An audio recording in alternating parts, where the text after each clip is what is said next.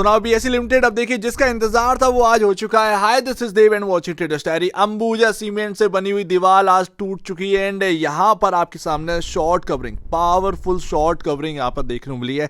10% का जंप हमको एक ही दिन में देखने को मिला है। अब इससे ज्यादा और क्या चाहिए, बस यहां पर कुछ चीजों की और जरूरत है। एंड फाइनेंस मिनिस्टर ने जो तड़का लगाया ना, उसने सब कुछ पलट के रख दिया। मतलब अगर आप देखेंगे अब से आपको नेगेटिव नहीं सोचना है, बिल्कुल भी नहीं, जरा सा भी शॉर्ट करने का सोचना नहीं है। वो दीवार जो टूटनी थी ना, जिससे हम लोग टूट जाते तो वो टूट चुकी है। एफएनडो पर बिल्कुल भी यहां पर ना डोर बंद नहीं किए जाएंगे, कर भी नहीं सकते। एफएनडो यहां पर ना हेजिंग के लिए होता है। दुनिया में आप एफएनडो कभी भी बंद होते हुए नहीं देख सकते। ये यहां पर है। हाँ, आप जागरूकता कर सकते हैं कि भाई अंधा पैसा जो आप इधर उधर लगा रहे हैं, आपको ट्रेडिंग नहीं आती तो मत करो, सिंपल सी बात है। ये आप सीख सका के आओ ना, तो मतलब आपका काम बने, तो ये एक जागरूकता है। लेकिन आप एफएनडो बंद नहीं कर सकते। एंड ऑलरेडी सेबी चेयरमैन कह ही चुके हैं, आज फाइनेंस मिनिस्टर ने कह दिया, तो वही चीज आपको यहां पर देखने मिली। एंड ऑलरेडी यहां पर अगर आप देखेंगे, देखिए वापस से इंटरडे में ना हम देखे कि 2560 2566 से हम गिरे। एंड ये 2520 से एक ऐसी रैली आई इस स्टॉक के अंदर की पूछो मत। एक शॉर्ट कवरिंग यहां पर ना आपके सामने देखने को मिली है बिफोर Q2 नंबर्स। अब बस Q2 नंबर्स का इंतजार है बॉस। ये ऑल टाइम हाई ना, पता नहीं चलेगा पलक झपकते कब यहां पर ना आपको हासिल हो गया। सो लेट्स सी, देखते हैं यहां पर क्या रहता है। बट अभी यहां पर ना अब आपको नेगेटिव नहीं सोचना है।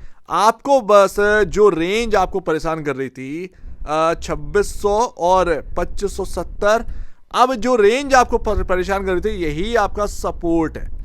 यानी कि अगर ये 2678 से नीचे भी आता है, आपको डरने की जरूरत नहीं है। 2570 और 2600 की रेंज आपको संभालने के लिए तैयार है। एक तरीके से आप समझिए, मैं और थोड़ा सा डिटेल में जाऊं, पहले तो आप ये देखो, जो आज मैं आपसे कहता था कि ये 2570, और वैसे तो आप जानते हैं 2570 और 2600 एक रेजिस्टेंस है। एंड ऑलरेडी आप ये देख चुके हैं। बट ये देखिए इंटरडे में यहां से आप टूटे, ये 2566 के आसपास था। एंड उसके बाद 2520 से बाइंग आई, देख रहे हैं ना। वहीं से आप देखिए क्या चीजें बदलती हुई देखने मिली है। तो ये आपके सामने शॉर्ट कवरिंग एंड उसकी वजह से फिर यहां पर ना 2620 2630 से टूटे तो 2590 पर सुधर गए। तो ये मैं ऑलरेडी आपसे कह रहा हूं कि ये जो है ना 2600 और 2570, ये जो रेंज आपको परेशान कर रही थी वो अब सपोर्ट वाली रेंज है। इस रेंज में आएगा तो ये 30 रुपए की जो रेंज है ना, इस रेंज से किसी भी प्राइस से ये घूमता हुआ नजर आएगा। तो ये बात है। बाकी आप लाइन चार्ट पर समझो, ये देखिए कितना हम यहां पर ना लमसम कब से, ये अगस्त जुलाई 2025 से हम परेशान थे इस रेंज की वजह से। ये टॉप की वजह 2570 और 2600 जुलाई 2025 से हम क्रॉस नहीं कर पाते। एंड उम्मीद यही है कि नए साल में जाते जाते 3000 के पार हम होंगे। बस Q2 का यहां पर साथ और मिल जाए एंड उसके बाद फिर यहां पर कुछ भी यहां पर रहेगा नहीं। तो ध्यान रखिएगा, बस Q2 के नंबर्स 11 नवंबर को आ रहे हैं एंड 2 दिन की छुट्टी है, 8-9 नवंबर की। 10 नवंबर को मार्केट खुलेगा एंड बस आज MCX के नंबर भी आए, नंबर्स के बाद नीचे खुला एंड अपसाइड। सो दैट इस बात को समझिए। हालांकि MCX जो है ना वो बिल्कुल डिफरेंट है, वो कमोडिटी में आते हैं, हम इक्विटी में आते हैं, हम बिल्कुल डिफरेंट। लेकिन बस आ रहे तो नंबर तो आ रहे थे, एक्सचेंज है तो है, तो बात इतनी सी है। लेकिन उसके अंदर सॉलिड रिकवरी हमको देखने मिली। तो ध्यान रखिएगा, मेरा बस कहना यही है, नेगेटिव मत होना। NSE का इन्वेस्टर नहीं कमा पाएगा, BSE का इन्वेस्टर छप्पर फाड़ कर कमाएगा। एंड अगर आपके लो प्राइस के शेयर्स डले हैं, आप एक ही चीज जानो, ये चीज करनी है आपको, होल्ड। ठीक है ना, होल्ड करनी है। एंड यहां पर अभी ना आप थोड़ा सा और देखिएगा, 66 के पी रेशियो पर है। मेरा यहां पर कहना था ना कि Q2 से पहले बस हम कैसे भी करके 2600 के पार अगर निकल जाए ना, तो फिर Q2 के अच्छे नंबर्स अगर आ गए ना, वो 2600 से 2800 कब हो जाएगा पता नहीं चलेगा। आज 2732 हो गया, पता नहीं चला।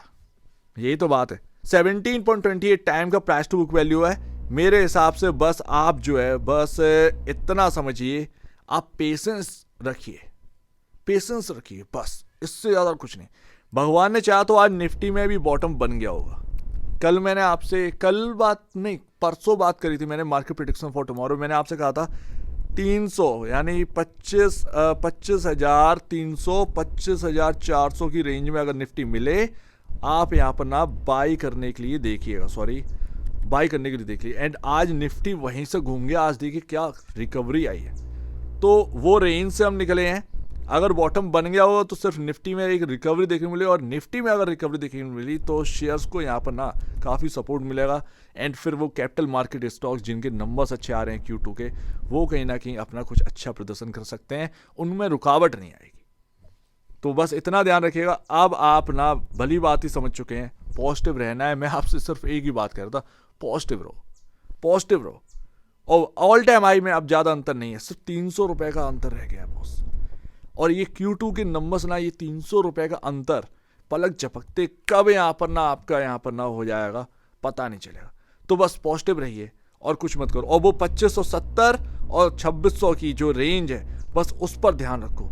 ये रेंज बस आपको ध्यान में रखनी है, 2570 2600, ये आपका बस सपोर्ट वाली रेंज है, मजबूत सपोर्ट वाली, जिसे हम जुलाई से क्रॉस नहीं कर पा रहे थे।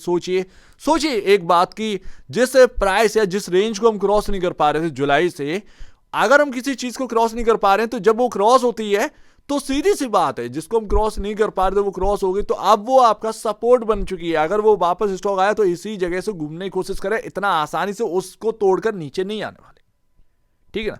मैं कहता हूं 2570 नहीं, तुम 2550 लेकर चलो राउंड फिगर में, क्योंकि बड़ा स्टॉक है, हाई बीटा स्टॉक है, पता नहीं चलते हैं किधर उधर, लेकिन 30 रुपए की रेंज काफी इंपॉर्टेंट रहती है, मायने रखते हैं। तो 2570 बहुत ठीक है, 2570 2600, बस ये रेंज आपको मान के चलनी है। बाकी सब शॉर्ट ट्रिगर यहाँ पर ना कहीं हो जाएंगे। एंड आज पूरी तरीके से शॉर्ट कवरिंग मेरे ख्याल से हुई नहीं होगी, पूरी तरीके से नहीं, कुछ शॉर्ट अभी भी होंगे। वो Q2 के नंबर्स अगर आएंगे बेहतरीन, तो वो भी शॉर्ट कवरिंग जो है वो सडनली हो जाए, एंड वही चीज़ ट्रिगर करेगी, वही आपके प्राइस को ऊपर ले जाएगी। सो उम्मीद है धूम हो गई, बढ़िया मस्त तरीके से पटाखे चलाओ।